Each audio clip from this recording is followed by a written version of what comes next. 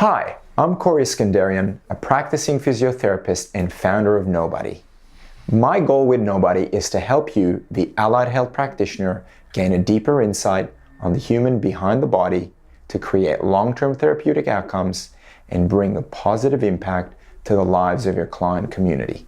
Today, we are discussing fascia. Fascia is the envelope of the body. It is the outer shell of the nervous system where you can feel life's tension from the inside out. It is also the body's force transmission system where sensory signals travel up from our extremities to the brain to activate a reciprocal signal to make you move. It is our organ of sensation as well as a storage of emotion. It is our body shape in space and our navigation system of position.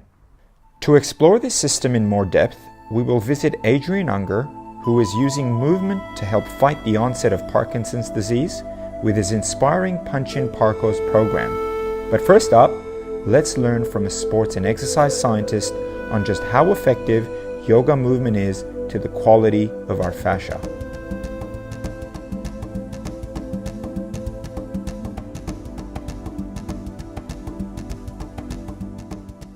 So today I'm with Fiona Laird, exercise and sports scientist and owner of Beyond Fitness Australia.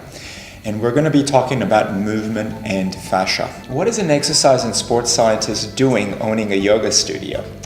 Well, I guess my career began as an orthopedic nurse, working with a lot of people who are having surgeries and pain in their body, knee replacements, hip replacements, back surgeries. And I noticed at the time that a lot of them were deconditioned and overweight, and having played a lot of sport in my life from an early age and being active, I kind of realized if these people were a little bit active as well, they probably wouldn't be in that situation.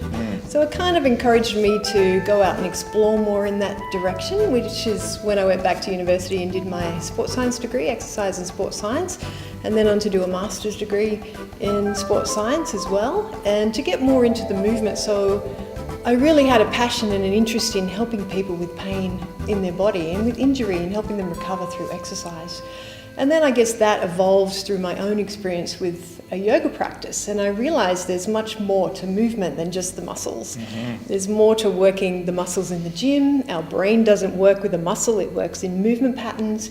And I realized the mind-body connection has a huge influence on people's pain and their movements and their posture and their daily habits and their repetitive thought processes in the mind. So it's just encouraged me to study yoga more, and so I can work with people today on bringing that balance into the mind and body.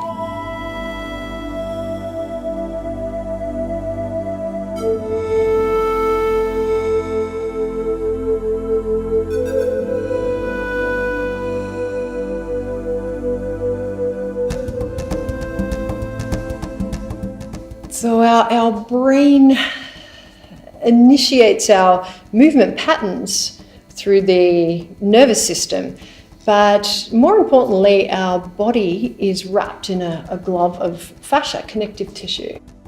And not only does it wrap our entire musculoskeletal system, it's also connected to all of our organs.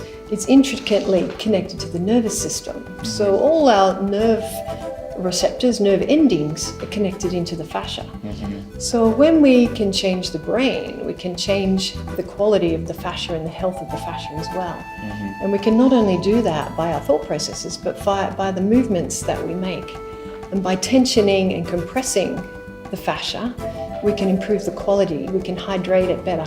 We have what's called hyaluronic acid, chains of hyaluronic acid that run through the fascia in the body, and that attracts water. So when we can lubricate the tissue better, the nerve receptors can receive information and send it back to the brain, and then the brain can send out that sensory information and improve the function of the body and the movement as a whole.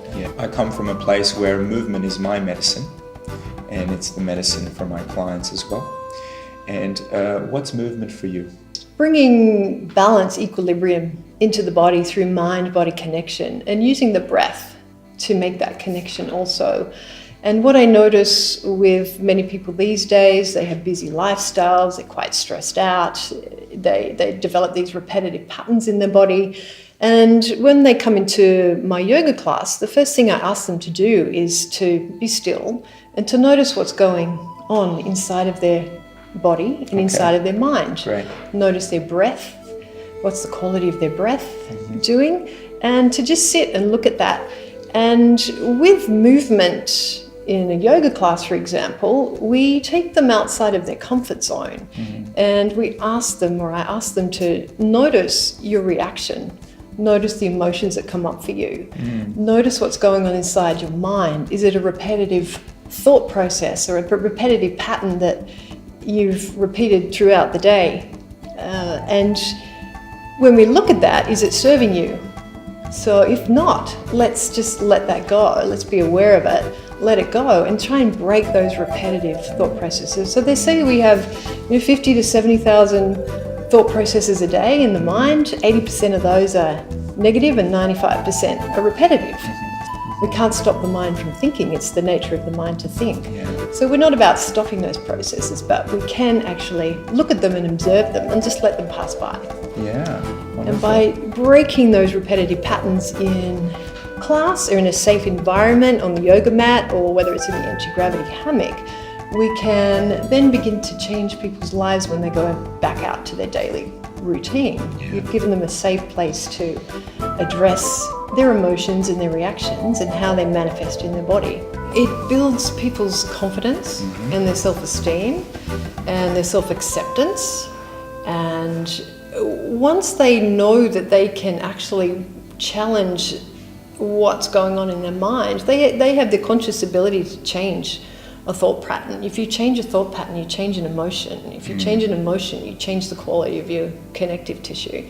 So once they become aware that they actually have the power to change their thoughts inside of the classroom, they can do that outside as well.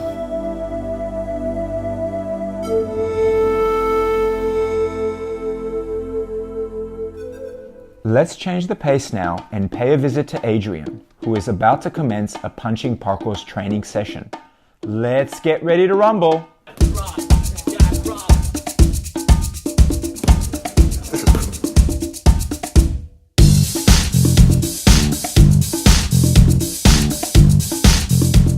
How has movement helped you as a Parkinson's sufferer? Well, the exercises in themselves are designed to increase your mobility, and we do this in three ways. The exercises have to be forced. By that I mean you take them outside their comfort zone. Exercises have to be repetitious, which boxing is very repetitious, and they have to be complex. Complex is defined as something where you're moving or trying to move two or more parts of yourself. Not totally something that you do normally, but with your boxing, you're moving your feet, you're punching, you're moving your hands, you're ducking, all that. You can't get much more complex than that. You put those three things in, do them well enough, and you get what's called neuroplasticity. This opens up new brain waves in the brain, and you get better use of the dopamine that you have got left. There isn't much left, but it becomes more efficient. And it also does some strange things. It can cause the symptoms to subside. You can't choose which symptoms, but they do subside. And that leads to a better quality of life. They even feel that they can slow down the progression of the disease. And if this is so, that's more than what medications can do. At the same time, we don't tell you to stop using medications. The exercise is done as an adjunct. The two of them combined are what helps. The longer they have had it, the more time they will need and the more exercising they'll need. Whereas someone who's just been diagnosed would get an improvement relatively quickly. It goes to show that the human nervous system that you know very well, I work with, requires key ingredients to show change. You've mentioned about complexity. I like to tie it in as novelty. So when you bring in and introduce new movements, that are effectively complex at first but become inconsistent. So that's what complexity, novelty, and consistency are for me the main ingredients to change the nervous system. And your program is offering those from a neurological perspective, and hence we see the beautiful changes in the people that join into the program.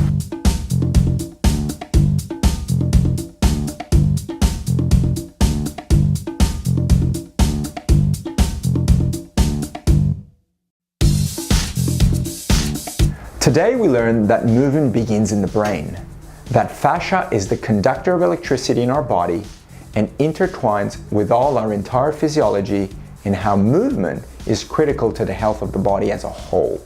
In this module, we will explore the physiology of fascia, how sensory input governs motor output, how trauma can be stored in fascia and how we can help you release it, how the balance between tension and compression is essential in maintaining vitality in the human connective tissue system, and finally, the 15 most influential transition zones in the human body that create immediate results in enhancing your client's movement. I hope you will join me in this module to discover the human behind the body.